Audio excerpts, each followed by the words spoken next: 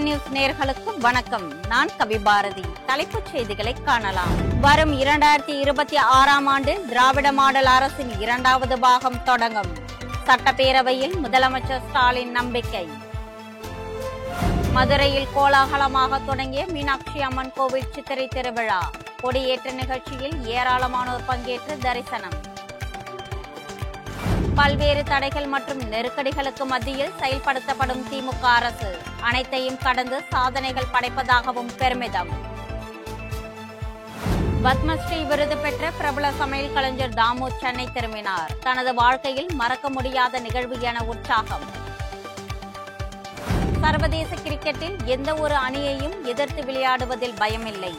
மிக இளம் வயதில் சதமடித்து சாதனை படைத்த வைபவ் சூரியவன்ஷி உற்சாக பேட்டி. இனி தொடர்வது விரிவான செய்திகள். 2026ஆம் ஆண்டில் திராவிட மாடல் அரசின் 2வது பாகம் தொடங்கும் என்று முதலமைச்சர் ஸ்டாலின் தெரிவித்துள்ளார். சட்டப்பேரவை பட்ஜெட் கூட்டத்தொடரின் கடைசி நாளான இன்று காவல்துறை மானிய கோரிக்கை மீதான விவாதத்திற்கு பதிலளித்து பேசிய முதலமைச்சர், திமுக 6வது முறையாக ஆட்சி அமைத்து 4 ஆண்டுகள் முடிந்து 5வது ஆண்டில் அடியெடுத்து வைக்க உள்ளதாக குறிப்பிட்டார். இதுவரை செயல்படுத்தியுள்ள திட்டங்கள், செய்திருக்கும் சாதனைகளால் 7வது முறையாக திமுக ஆட்சி அமைக்கும் என்ற நம்பிக்கை இருக்கிறது என கூறிய முதலமைச்சர், கடந்த ஆட்சியாளர்கள் செய்த நிர்வாக சீர்கேட்டால் தரைமட்டத்தில் இருந்த நிர்வாக கட்டமைப்பை சரி செய்து தலைநிமிர்ந்த தமிழ்நாட்டை உருவாக்க திமுகவை மக்கள் ஆட்சிக்கு கொண்டு வந்தார்கள் என கூறினார். 10 ஆண்டுகளில் அதிமுக ஆட்சியை விட 1000 மடங்கு சாதனைகளை செய்துள்ளோம் என பெருமிதம் தெரிவித்த முதலமைச்சர், அடமானம் வைக்க நினைப்பவர்களாலும் அபகரிக்க நினைப்பவர்களாலும் தமிழகத்தை ஒருபொழுதும் சூறையாட முடியாது எனவும் தெரிவித்தார்.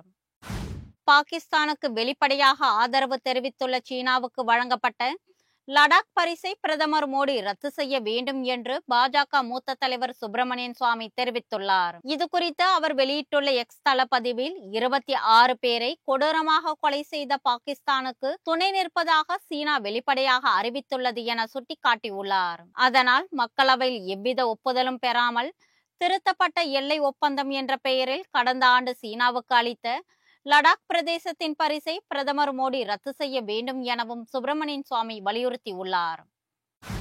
தென்னிந்திய சமையல் கலைஞர்களில் முதல் ஆளாக பத்மஸ்ரீ விருது பெற்றது பெரிதும் மகிழ்ச்சி அளிப்பதாக உள்ளதென பிரதமர் சமையல் கலை வல்லுநர் தாமு தெரிவித்துள்ளார். தான் வாங்கிய பல விருதுகளில் இதைதான் பெருமையாக எண்ணுவதாகவும் குறிப்பிட்டார். டெல்லியில் நேற்று நடைபெற்ற விழாவில் பத்மஸ்ரீ விருது பெற்ற சமையல் கலை வல்லுநர் தாமு சென்னை திரும்பிய பொழுது விமான நிலையத்தில் செய்தியாளர்களுக்கு பேட்டி அளித்தார். தனக்கு கிடைத்த பத்மஸ்ரீ விருதை கேட்டரிங் கல்லூரி மாணவர்கள் மற்றும் சமையல் கலைஞர்களுக்கு சமர்ப்பிப்பதாக கூறினார். தென்னிந்திய சமையல் கலைஞர்கள் சங்கத்தினர் இடையே ஒற்றுமை மிகவும் அவசியம் என்றும் தாமு குறிப்பிட்டார்.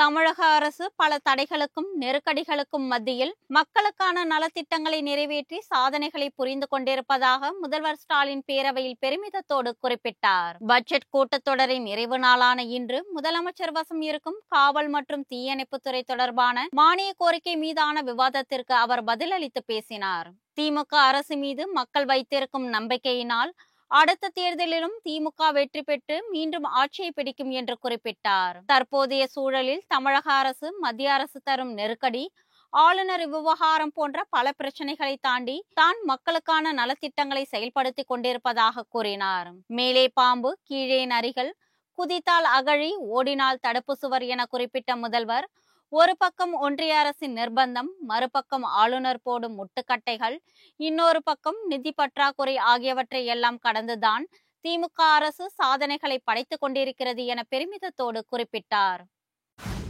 தமிழகத்தில் தங்கியிருக்கும் வெளிமாநில தொழிலாளர்களுக்கு தனியாக அடையாள அட்டை வழங்குவது குறித்து பரிசீலிக்கப்படும் என தமிழக அரசு தெரிவித்துள்ளது. தமிழகத்தில் வெளிமாநில தொழிலாளர்களால் ஏற்படும் சட்ட ஒழுங்கு பிரச்சனை குறித்த கேள்விக்கு பதிலளித்த தொழிலாளர் நலத்துறை அமைச்சர் CV கணேசன், ஒவ்வொரு மாவட்ட ஆட்சியர் அலுவலகங்களிலும் வெளிமாநில தொழிலாளர்கள் வருகை தொடர்பான விவரங்கள் சேகரிக்கப்படுவதாக கூறினார். நகைக்கடை மற்றும் மளிகை கடை உரிமையாளர்கள் உள்ளிட்டோரும் தங்கள் கடைகளில் பணியில் சேர்த்து கொள்ளப்படும் வெளிமாநில தொழிலாளர்களின் விவரங்களை பதிவு செய்து கொள்ளுமாறு உத்தரவிடப்பட்டுள்ளது எனவும் குறிப்பிட்டார். மேலும் வெளிமாநில தொழிலாளர்களுக்கு தனியாக அடையாள அட்டை வழங்குவது குறித்து அரசு பரிசீலிக்கும் என்றும் அமைச்சர் தெரிவித்தார். தஞ்சை மாவட்டத்தின் பல பகுதிகளில் விவசாய கருவிகளை தயாரிக்கும் கொள்ளுப்பற்றைகளின் எண்ணிக்கை குறைந்து கொண்டே வருகிறது. தமிழகத்தின் நெற்களஞ்சியம் என தஞ்சை போற்றப்படுவதற்கு ஏற்ப அங்கு விவசாய கருவிகளின் உற்பத்தி அதிகம் நடைபெறும். தொழில்நுட்பம் வளர்ந்துவிட்ட இந்த அதிநவீன யுகத்திலும் இன்னமும் சிறிய கொட்டைகளில் இயங்கும் கொள்ளுப்பற்றைகள் தான் கதிரறுக்க பயன்படும் அரிவாள் மற்றும் மண்வெட்டி, கடப்பாறைகள், களை கொத்தும் கருவி போன்ற விவசாய உபகரணங்கள் தயாரிக்கப்படுகின்றன. என்றாலும் விவசாய பணிகள் குறைந்துவிட்டதாலும் பலர் இந்த தொழிலை விட்டு சென்று விட்டதாலும் தற்போது தஞ்சை மாவட்டத்தில் கொள்ளுப்பற்றைகளின் எண்ணிக்கை வெகுவாக குறைந்துவிட்டது. தற்பொழுது ஒரு சிலரை இந்த தொழிலில் ஈடுபடுவதால் அரசு தரப்பில் அதற்கென நிதி வசதி செய்து தரப்பட வேண்டும் என்று பட்டறை தொழிலாளர்கள் அரசுக்கு கோரிக்கை விடுத்திருக்கிறார்கள். சென்னை மெட்ரோ ரயில் 2ஆம் கட்ட திட்டத்திற்கு 8,445 கோடி ரூபாய் ஒதுக்கீடு செய்யப்பட்டுள்ளது. தகவல் அறியும் உரிமை சட்டத்தின் கீழ் இது தெரிய வந்துள்ளது. சென்னை மற்றும் அதனை ஒட்டிய புறநகர் பகுதிகளில் 116 கிலோமீட்டர் தொலைவிற்கு 2ஆம் கட்ட மெட்ரோ ரயில் திட்ட பணிகள் நடைபெற்று வருகின்றன. 63,246 கோடி ரூபாய் மதிப்பில் இந்த பணிகள் நடைபெற்று வருகின்றன. இதற்காக வரும் நிதியாண்டிற்கான மத்திய பட்ஜெட்டில் 8,445 கோடி ரூபாய் ஒதுக்கப்பட்டுள்ளது. இதேபோல் Delhi metro, Patna metro, Bangalore metro ரயில் திட்டங்களுக்கு நிதி ஒதுக்கீடு செய்யப்பட்டுள்ளது. பூந்தமல்லி போரூர் இடையேயான மெட்ரோ ரயில் பாதையில் 2ஆம் கட்டமாக வெள்ளோட்டம் நடைபெற்றது. பூந்தமல்லி புறவழிச்சாலையை ஒட்டி அமைக்கப்பட்டிருக்கும் பணிமனையில் இருந்து போரூர் வரை உயர்மட்ட வழித்தடத்தில் இந்த வெள்ளோட்டம் நடைபெற்றது. சுமார் 10 கிலோமீட்டர் தொலைவிற்கு நடைபெற்ற இந்த வெள்ளோட்ட நிகழ்ச்சியில் மெட்ரோ ரயில் திட்ட இயக்குனர் அர்ஜுனன் உள்ளிட்ட அதிகாரிகள் பங்கேற்றனர். ஓட்டுநர் இல்லாத ரயில் இன்ஜினை கொண்டு நடைபெற்ற இந்த வெள்ளோட்டத்தை தொடர்ந்து நடத்தவும் அதிகாரிகள் திட்டமிட்டுள்ளனர். ஏற்கனவே கடந்த மாதம் இந்த வழித்தடத்தில் சுமார் 2.5 கிலோமீட்டர் தொலைவிற்கு முதல் முறையாக வெள்ளோட்டம் பார்க்கப்பட்டது. மதுரை மீனாட்சி அம்மன் கோவில் சித்திரை திருவிழா கொடியேற்றத்துடன் விமர்சையாக தொடங்கியது. மதுரை மீனாட்சி அம்மன் கோவிலில் நடைபெறும் முக்கிய திருவிழாக்களில் ஒன்றான சித்திரை திருவிழா ஆண்டுதோறும் வெகு விமர்சையாக கொண்டாடப்பட்டு வருகிறது. அந்த வகையில் மதுரை மீனாட்சி அம்மன் கோவில் சித்திரை திருவிழா இன்று காலை சுவாமி சன்னதி முன்பாக உள்ள தங்க கொடிமரத்தில் கொடியேற்றத்துடன் தொடங்கியது. விழாவின் முக்கிய நிகழ்வுகளாக வரும் 6ஆம் தேதி மீனாட்சி அம்மன் பட்டாபிஷேகம், 8ஆம் தேதி மீனாட்சி சுந்தரேஸ்வரர் திருக்கல்யாணம், 9ஆம் தேதி தேரோட்டமும் நடைபெறும்.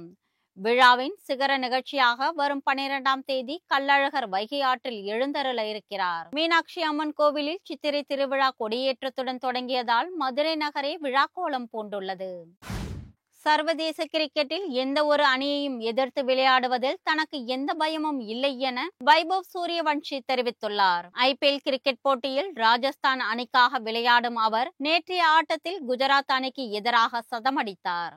இதன் மூலம் மிக இளம் வயதில் சதமடித்த முதல் வீரர் என்ற பெருமையை பெற்றார். போட்டி முடிந்ததும் இது குறித்து பேசிய அவர் IPL போட்டியில் சதமடிக்க வேண்டும் என்ற தனது நீண்ட நாள் கனவு நிறைவேறியிருப்பதாக கூறினார். இதற்காக தொடர்ந்து பயிற்சிகள் செய்து வந்ததாக குறிப்பிட்டார். தனது 3வது போட்டியிலேயே சதம் அடித்தது பெருமை அளிப்பதாக உள்ளது என குறிப்பிட்ட வைபவ் தனக்கு எந்த பயமும் இல்லை என்றும் போட்டியில் முழு கவனத்தையும் செலுத்தி விளையாடுவதாகவும் தெரிவித்தார். இத்துடன் ஆதன் செய்திகள் நிறைவடைகின்றன. வணக்கம்.